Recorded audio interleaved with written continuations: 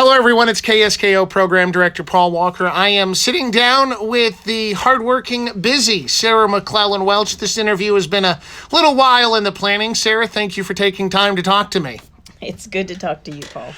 There's lots of things on the table for discussion today, but one of the things we want to touch on first is loose dogs, and the reason we want to touch on that is because we have a VPSO that's going to be coming to town soon. He's going to be permanent full-time for us, and I bring that up because I care about the dogs, but the VPSO will be able to enforce certain things that have been somewhat unenforceable over the last couple of years. Can we talk a little bit about that? Sure. So it is good for people to know about the fines that can be involved if a citation were issued for having a loose dog. We do have a position of an animal control officer here in McGrath. We've not had that filled for some time. We did have it filled several years ago. But now the city is able to have that animal control officer issue fines. So the VPSO, and if we ever filled the animal control officer, there would be two ways to issue fines. And so we know part of the community is happy about that, and part of the community is probably not so happy about that. But we want to give fair warning of what those fines could be. And the city code lists 3 different categories for animals, or dogs specifically. And the first one is dogs running at large. And so that's dogs that are roaming free, that are not on your property. And you all know that McGrath has a leash law, which means that your dog needs to be on a leash, kept under voice control, or kept on your property. It's just as simple as that. And we hear discussions and complaints and furor about loose dogs all the time. It's been going on for years and years. And if dogs would just be kept at home, we wouldn't have any of that. So there's the loose dogs. Those can be fined. And that's, of course, it's the owner of the dog that's getting fined, not the poor dog. There's also fines for nuisance dogs or menace dogs. And those things would be, reported to the troopers and to the VPSO. And the last category is a vicious dog, and that's a biting dog or a dog that's threatening safety. And the fines, they're not minuscule. They can kind of rack up a little bit there, can't they, Sarah? They can. The very minimum fine is going to be $110. So that's pretty substantial, but they go all the way up to about $635. And that has to do with how many counts, how many different items there are citations issued for. If a dog has been issued a citation more than once for any of these categories, then those fines substantially go up. So it would be a shame to see this happening, and we really want to give people fair warning and encourage folks to keep your dog at home. Keep it on a leash, keep it on a line, keep it on a chain, keep it in a fence. There's lots of ways to keep your dog at home. And this is important to mention because I think some dogs are like children.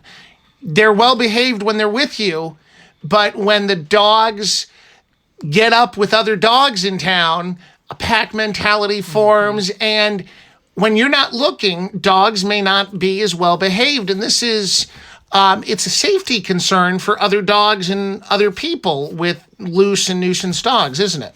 It is. And as dog owners, and I'm a dog owner, I keep an eye on my dogs, but we all know they all get away every now and then. And so it's just something that we have to constantly be working at, because it is very disheartening to hear of people being knocked down if they're out for a walk, especially if it's an elder. And this happens every year more than once when people get knocked down. Sometimes these dogs, some of them are quite large and they scare people. And sometimes that is enough if that dog is coming towards them and it's icy, people can fall for that reason.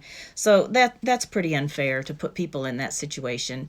And then, of course, the other one that is really concerning is when dogs get into livestock. So whether it's ducks or chickens or birds or other animals, then they're disrupting someone's food source, and that's really intolerable. One of the things I like to think about when it comes to talking about loose dogs is think about the impression it leaves on visitors who come to town. Visitors don't know your dog. Some of us do, but visitors don't. We want to leave a good impression of people who come to visit McGrath. Right. We all know our dogs, and we know many of these dogs in town as friendly, but you're right, other people don't, and that can be very frightening. But I'll tell you, on a very serious and potentially very expensive situation, is if a dog were to get out on a runway or get involved with an airplane in any way, this could be $100,000 in damage, as well as losing a beloved animal. If an airplane, if a one of these small airplanes and a dog were to collide. So that's one of the things that the pilots here have shared with me multiple times, is these loose dogs downtown, in the downtown area. They are very concerned about that.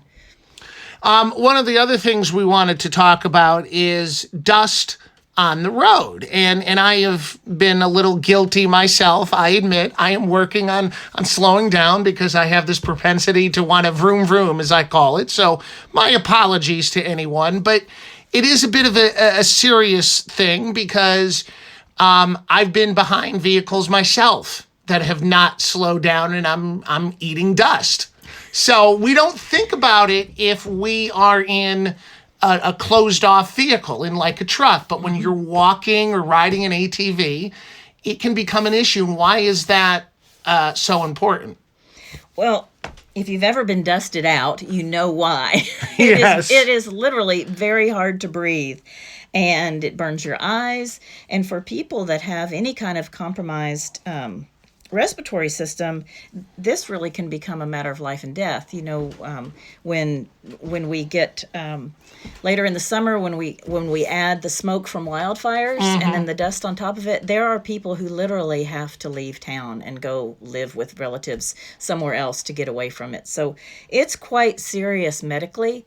It's also very serious safety-wise. There have been times when the road dust is so bad that if that vehicle blows past you and creates this dust cloud, you can't see them. So that means that other vehicles, they can't see each other, and that there's potential for real trouble there. So it can be solved really easily. It can be solved really expensively with adding calcium chloride to the road, and that has been done. McGrath Native Village Council has provided that calcium chloride. It's very expensive to ship those big totes of that heavy material here. And Chenana Avenue has had that installed. It needs to be done every 3 years, and so we are due to have that incorporated into the road surface again. But the quickest, easiest way, we all have the ability to make that happen, and that is just to slow down.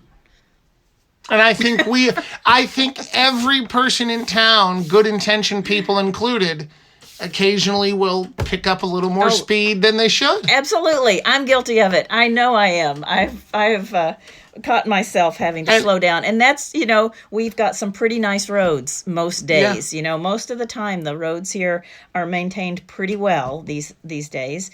And so it is a temptation to not even realize how fast you're going. So one of the things, because I've kind of practiced this a little bit with the city truck and kind of driven some different speeds and checked it out. So, of course, it depends how dry the road is. But if you just glance over your shoulder or glance in your rearview mirror, if you have a side mirror, rearview mirror, if you see that you're kicking up dust, just slow down. Simple as that. No biggie. Nope.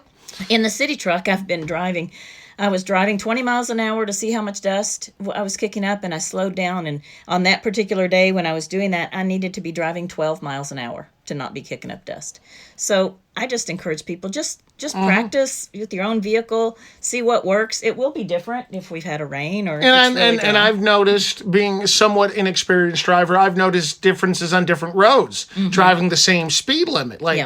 Just not even depending on the weather, just on different roads on the same day. Yep, different composition of different roads are definitely going to have different levels of dust. So these are all things that the city and MNVC are working to improve, but those are sort of long-term and, like I said, very expensive solutions. So the easiest thing is just to slow down. Absolutely. Slow down a little bit. One of the other concerns we want to talk about today is the burn box. And that is a concern because I don't remember who it was that told me the story. Might have been you, Sarah. Someone put was it a propane tank in the burn box? Yeah, this stuff happens all the time. Most recently, it was a helium tank. Okay, it was a helium tank, not a propane tank. Well, but it is every fall people will throw. So those type of things, helium tanks, propane tanks, they PAM cooking spray, anything that's aerosol, anything that's under some kind of compression like that is going to explode when it's put in the burn box with those high temperatures. And that is very dangerous. That is very dangerous for whoever the next person is that comes up and opens the door. And I think people might do it because they're like, oh, it'll take care of itself real quick. Yeah. It's not going to be a big deal. Well, you don't know if someone's coming 10 minutes behind you. Right. That's the thing is you might throw it in there. There's nobody around, but we don't know how quickly somebody else is coming. Exactly. But we don't want that stuff to happen. And so again, MNVC offers a fabulous solution to all that. And there are totes, the big black boxes to the right. If you're facing the burn box, on the right of the burn box, those totes are for the combustibles, we call them, the things that will explode if you put them in the burn box, or the things you're not supposed to burn, like batteries and paint, any kind of fuel. Anything like that can go over there to the right, and then MNVC from time to time will collect all that up, and eventually they pay to have it backhauled to another disposal site. Those are things that by law we're not even allowed to put in our landfill. We have what's called a Class 3 landfill here in McGrath, and we're limited by the types of materials we can put in there, and that has to do with the water table and the soil condition, the environmental conditions around the landfill. So we definitely don't want to be putting those kind of toxins in the landfill. So those totes are there. Please use them. And then the use of the burn box itself. People really want to recycle and reuse, and I applaud that. I am a big recycler and reuser myself. I've found plenty of landfill treasure, as I call it. But those type of things need to go over on the salvage road, which is what it's been identified as, to the far left of the burn box. And so that's the road. You continue down just a little bit on the right, past the burn box. And there's a place to put large bulk items and also anything that you want somebody else to have use of. The reason we don't put it in the area where the burn box pull-off is because it becomes an attractant for ravens. You'll see ravens perching on that stuff, which is unsanitary. And many times those things catch on fire. The burn box is, you've seen it, it's just blazing. Sometimes it's just blazing hot. And that heat extends several feet away from the burn box. And so if things are set on the ground, they have a potential that they could catch on fire and then cause a wildfire. So we ask that people not leave anything around the burn box on the ground. Put it in the burn box, or put it on the salvage side, or put it in those totes. And if you have any questions about that, call the city and we can help you figure out where's a good place to put it. Teddy Burford is really dedicated himself to the landfill this year and has started working out there, and we're hoping to get some new equipment through a couple of different grants we have. And so we do intend in the future to keep that landfill in much better shape. But we need people's help to do that. Absolutely. And if anyone has any questions about city rules, laws, fees, you and Mickey are here to help. They can reach out to you, and you're not going to bite. You're pretty nice folks. No, the city code and the policies, and then sort of the common courtesies that we learn from McGrath residents. These are all things just to make life safer, more pleasant and livable here in McGrath. Yeah, and if like I said, if you have any questions, just ask. Because people here are pretty friendly, and if you're not sure about something, especially if you're new, ask, and people here are glad to answer. Yeah, you'll find that there's reasons for everything. Yeah, and the folks that established the town of McGrath and have lived here forever and ever, they worked really hard to get the amenities that we have. And it's kind of amazing that we're a small town like we are, but we have streetlights and nice roads and landfill and underground piped drinking water. Yes. And a sewer system for much of the town. So we do have very nice amenities. Granted, they are old and Yes. in need of replacement, and many of those projects are underway too. But all of these things do take some cooperation from Yeah. all of us to keep them running, and we can all work together to upgrade them and improve them all the time. I like to describe McGrath as a cross between Cheers Bar and Northern Exposure, where everyone knows your name and you're glad they're glad you came, and we all just have to kind of work together. Yeah. Well, Sarah McClellan Welch, City Administrator for the City of McGrath, thanks for talking to me. Well, thanks for coming by and talking to me, Paul. Okay, let me turn the recording off.